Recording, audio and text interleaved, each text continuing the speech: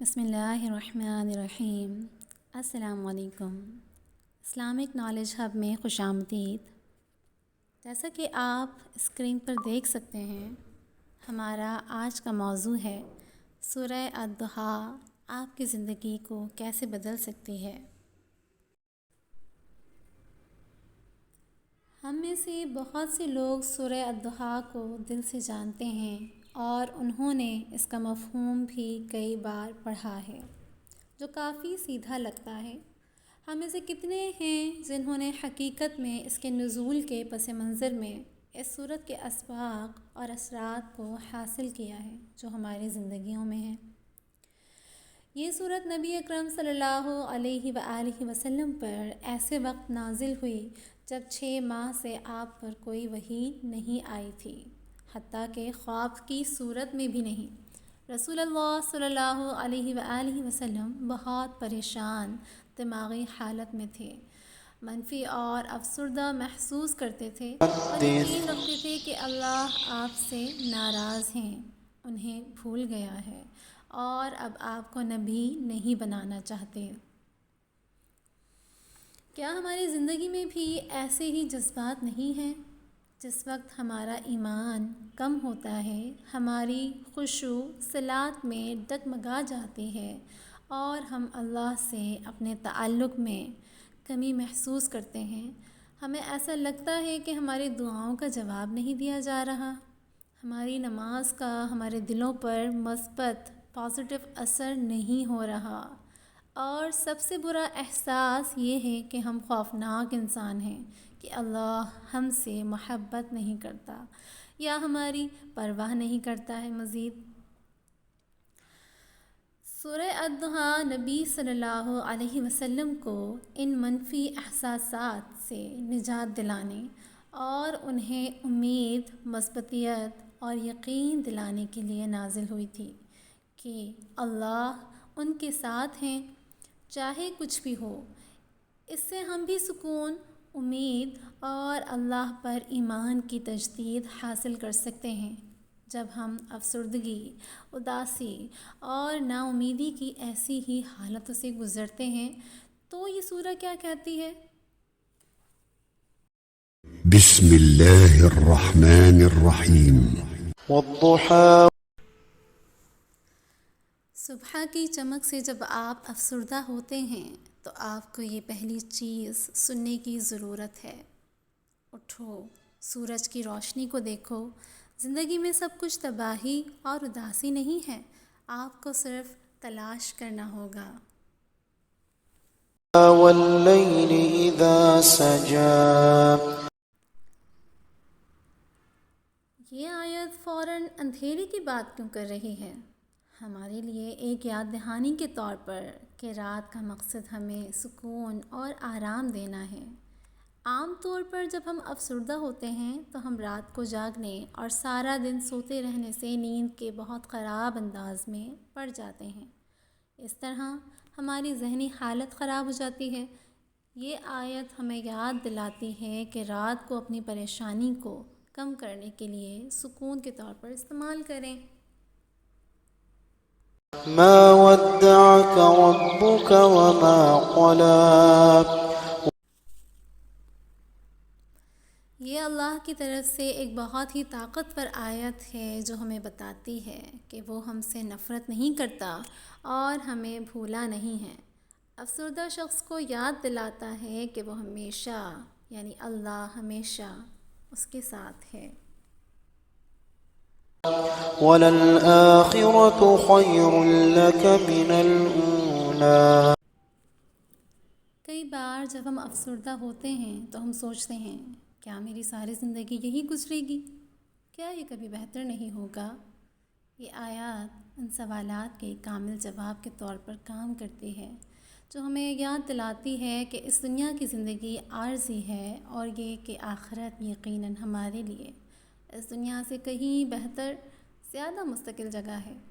یہ ہمیں جنت میں اپنا مقام حاصل کرنے کے منتظر بناتا ہے اور ہماری زندگی میں کسی بھی پریشانی کو اللہ کی طرف سے ہمارے ایمان کے عارضی امتحان کے طور پر دیکھنے میں ہماری مدد کرتی ہے۔ وَلَسَوْفَ يُعْطِيكَ رَبُّكَ فَتَرْضَىٰ۔ اللہ کی طرف سے وعدہ ہے کہ بہت جلد وہ ہمیں بہت بڑا انعام دے گا اور ہم خوش ہو جائیں گے۔ سبحان اللہ، کیا یہ سننے کے لیے سب سے اچھی بات نہیں ہے؟ جب آپ اس دنیاوی زندگی اور ان پریشانیوں سے تنگ آ چکے ہیں جن کا آپ سامنا کر رہے ہیں۔ أَلَمْ يَجِدْكَ يَتِيمًا فَآوَىٰ۔ اس آیت کے بعد اللہ ہمیں سورہ کے پہلے نصف میں اپنے اعلانات اور وعدوں پر یقین کرنے کی وجہ دیتے ہیں۔ اب ہم میں سے بہت سے لوگ سوچ سکتے ہیں یتیموں کے بارے میں اس آیت کا ہم میں سے اکثریت سے کیا تعلق ہوگا؟ اس کے بارے میں سوچیں۔ کیا آپ کی زندگی میں کئی بار ایسا نہیں تھا جب آپ بیمار یا تنہا تھے اور ایسا محسوس ہوتا تھا کہ آپ کے پاس کوئی نہیں تھا جو آپ کی پرواہ کرتا ہو؟ اس وقت آپ کے ساتھ واحد کون تھا؟ اللہ عز و جل۔ یہ وہی تھے جس نے آپ کی دیکھ بھال کی اور زندگی کے اس مرحلے سے آپ کی رہنمائی کی۔ وَوَجَدَكَ ضَالًّا فَهَدَىٰ۔ ہم میں سے کتنے ہیں جنہوں نے پیدائشی طور پر مسلمان ہونے کے باوجود ماضی میں خود کو گمراہ اور اسلام سے دور پایا ہے؟ یہ اللہ ہی تھا جس نے ہمیں وہ ہدایت دی اور ہمیں سیدھے راستے پر اور اپنی طرف لوٹایا اور ہمیں عمل کرنے والا مسلمان بنایا۔ الحمدللہ۔ وَوَجَدَكَ عَائِلًا فَأَغْنَىٰ۔ ہم میں سے بہت سے لوگ شاید اپنی زندگی میں بہت سے ایسے ادوار سے گزرے ہوں جب ہمارے پاس پیسے اور دولت کی کمی رہی ہو۔ اب جب ہم پیچھے مڑ کر دیکھتے ہیں تو ہمیں معلوم ہوتا ہے کہ یہ رزق صرف اللہ ہی نے ہمیں کسی نہ کسی شکل میں دیا تھا اور ہمیں ان مشکل مالی حالات سے نکالا تھا۔ جب کوئی شخص افسردہ ہوتا ہے تو اسے یا اس کی مثالیں دینا کہ اللہ نے ماضی میں ان کی کس طرح مدد کی ہے، ان کے ان وعدوں پر یقین اور یقین کو مضبوط کرے گا جو اللہ اس صورت میں ان کے مستقبل کے لیے کرتے ہیں۔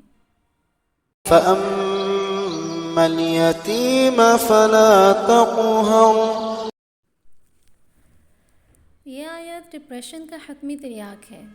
افسردہ لوگ زیادہ تر اپنی صورتحال سے دو چار ہوتے ہیں اور محسوس کرتے ہیں یہ کہ کوئی بھی ممکنہ طور پر اس سے زیادہ بدتر صورتحال میں نہیں ہو سکتا۔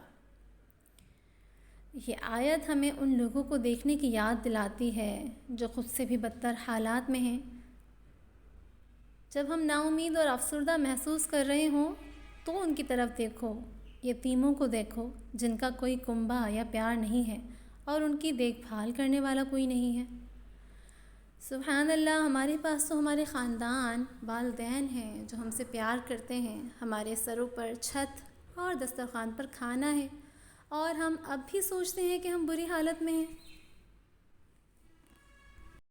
وَأَمَّا السَّائِلَ فَلَا تَنْهَرْ۔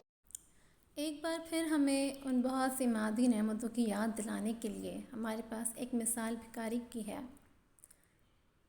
وہ مادی نعمتیں جو اللہ نے ہمیں عطا کی ہیں جنہیں ہم سمجھتے ہیں، جیسے کہ خوراک، لباس اور رہائش۔ ہم میں سے کتنے لوگ بھوکے سو گئے ہیں؟ کیا ہم جانتے ہیں ہم میں سے کتنے لوگوں کے پاس پہننے کے لیے کپڑے نہیں ہیں جو کہ آپ کے پاس ہیں، یا جانے کے لیے گھر نہیں ہے جس میں آپ بیٹھے ہیں؟ یتیم اور بھکاری کی یہ مثالیں ہیں کہ ہمیں اللہ کی عطا کردہ بے شمار نعمتوں کا شکر ادا کرنے کے لیے اپنے آپ کو مسلسل یاد دلانا چاہیے۔ قدم قدم پر اللہ کی نعمتیں ہمارے پاس ہیں، اللہ نے ہمیں ہر چیز عطا کی ہے، شکر گزاری کرنا سیکھیے، اپنی افسردگی پر قابو پانا چاہیے اور شکر گزاری کے لیے دوبارہ اللہ سے جڑنا محسوس کرنا چاہیے۔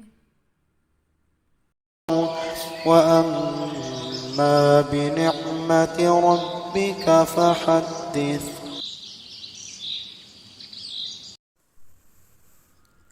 یہ آخری آیت اللہ کے ساتھ تجدید ایمان اور بندھن کو برقرار رکھنے کے بارے میں ہے۔ غور و فکر، تسبیح اور اللہ کی نعمتوں کے بارے میں بات کرنے سے یا تو حلقے کے لحاظ سے گھر والوں اور دوستوں کے ساتھ گفتگو یا دعوت کے معاملے میں ذکر قرآن پڑھنا، لیکچر سننا بھی اللہ کی یاد کو اپنے دل کے قریب رکھنے کے بہترین طریقے ہیں۔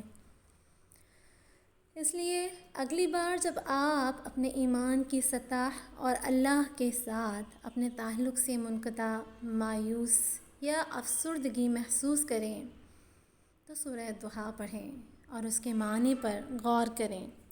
انشاءاللہ عز و جل یہ آپ کا ایمان بحال کرے گا اور اللہ کی عظمت اور قدرت پر آپ کا یقین بڑھے گا۔